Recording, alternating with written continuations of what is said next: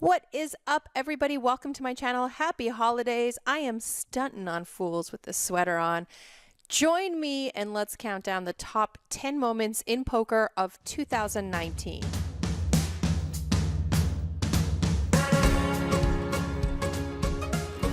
Number 10, Jungle Man makes a porn. Well, kind of. Apparently there was a feud between Jungle Man and Dan Bilzerian on the internet, so Jungle Man decided to release a photo of himself meditating on a table surrounded by women, shortly followed by a soft porn video that has nothing to do with poker. Whew, getting hot in here. Number 9, Hydropane Harold obviously plays poker. In real life, Hydropane Harold is actually a sweet 74-year-old Hungarian man named Andreas, and obviously he plays poker. Number 8, January 14th, we lose Gavin Smith, one of the legends of poker. During the 2004 World Series of Poker, Gavin made the sickest call against a bluff. River card is a 5-2 pair for Gavin, gives him the check mark. And he checks again. He'll let Feldman dig the hole deeper, maybe. And Feldman now with 150,000 chips. Wow. That is some moxie for 4 high. He knows he can only win the pot if he fires out a third stone-cold bluff bet. How do you call if you're Gavin here? Especially knowing Feldman is such a conservative player. Can't beat anything. Yeah, I'd fold. Gavin deciding if he's up against a bluff. I don't know why I don't believe you. You seem like an honest fella.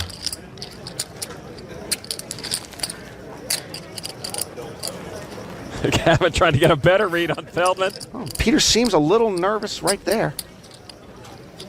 Big moment for Gavin. He calls. You win. And he does win.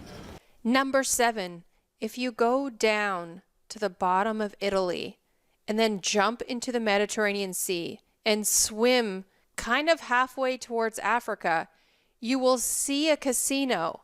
And in that casino, male dealers are topless. Apparently, during the Battle of Malta Ladies event, the organizers decided to make the all-male dealer staff be topless.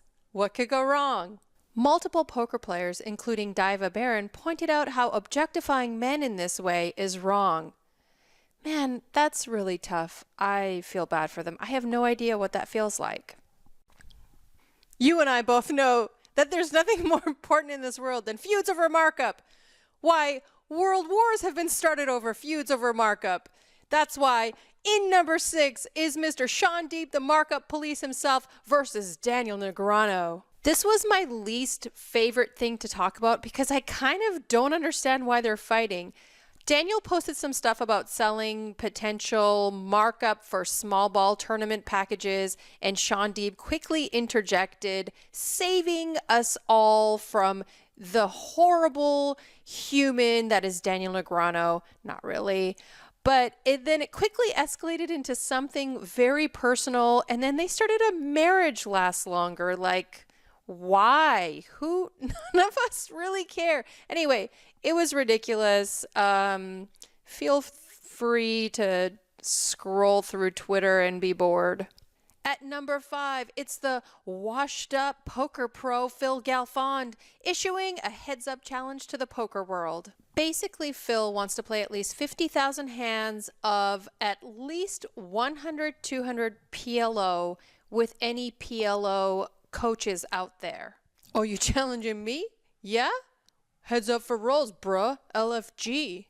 Now, I know you were concerned about the world of high-stakes PLO, but don't you worry. Mr. Bill Perkins has taken up Phil on his offer, and I believe they will be playing a game of 200, 400 PLO. Yeah, you know, it's like a normal Saturday night for me. Finally, the content we've been waiting for at number 4, a bad beat.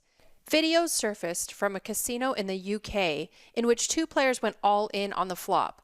One flopping 9s full of queens, a full house, which is pretty nutted most of the time, versus an open-ended straight flush draw. They decided to run it twice, and guess what? the straight flush got there both times. Wow, this is the worst cash game beat I've ever seen in my life. Wow. Someone gets it all in with Queen 9 on a Queen 9-9 flop. He gets a straight flush draw. And it comes first time straight flush, second time straight flush. This game is terrible. At number 3, this is taking forever. I'm literally editing this video for like 5 hours. At number 3, do you owe money to 50 Cent? I hope not, because he will light you up on Instagram. It is Randall Emmett owing 50 Cent $1 million and getting roasted on Instagram. 50 Cent tore up Randall and his girlfriend. And while Randall was trying to apologize, his autocorrect accidentally put 50 instead of 50. 50 Cent started selling shirts saying, "I'm sorry, 50." He superimposed his face on the Vanderpump Rules cast, making fun of Randall's girlfriend and calling it 50 Pump Rules. I mean, this man spared no expense. He retaliated like no one else. In the end, Randall ended up paying back 50, his $1 million, and every celebrity out there feared for their lives, hoping that 50 Cent would never get mad at them or they never have to owe 50 Cent money. Imagine taking $10,000 of your hard-earned money, going to the World Series of Poker and buying yourself a seat into the main event. And then imagine deciding to expose your genitals in the first day and getting kicked out and lighting $10,000 on fire. That's our number 2 spot, ladies and gentlemen. Man exposes himself in the 2019 World Series of Poker. Nothing to see here, folks. Just gonna casually go all in, and then I'll stand up, expose my genitalia to the world as though they all want to see it. Then I will casually remove my shoes and throw a shoe at the dealer. Now, I know this isn't a super funny topic. I mean, it kind of is, but the guy's kind of mentally ill. He did end up getting kicked out of the main event and then going to a roulette table and jumping on top of it and exposing himself again, later being arrested. And at trial, it was deemed that he was not fit for trial. So it is kind of a sad story, but it did make massive headlines at the 2019 World Series of Poker main event. Well, if you haven't guessed already, the number 1 story of 2019 in the world of poker was the Mike Postle cheating scandal. Although I was the one to break the story open, I will say Mike Postle did a very good job of digging himself a hole. What do you think, an ace-king, ace-queen? I'm not really thinking at this point.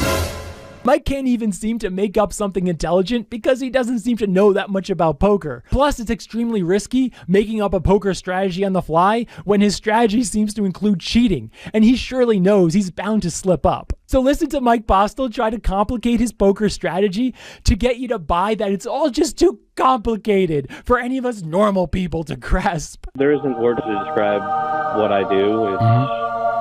It's creative, diabolical, and predicated on having an MO of, like, I've always tried to be the most unpredictable player at the table, to where, I mean, literally no one can ever put me on a hand. I do consider myself to be one of the best players in poker. The world got to see the cheating scandal unfold in front of our eyes. From Joey Ingram to Doug Polk to Matt Berkey, all poker players weighed in on this topic and all decided, yes, indeed, he's cheating. Currently, almost 100 people are suing Stones and Justin Karitis and Mike Postle, 2 separate lawsuits. We'll see what happens in the year 2020, if there's an out-of-court settlement or if we all end up going to court in the next few years. Thank you so much for tuning in for my top 10 stories of 2019. May you and your family have a wonderful holiday season. I will see you in the new year. I have a couple of great interviews scheduled for January, so tune in, subscribe, and hit that like button.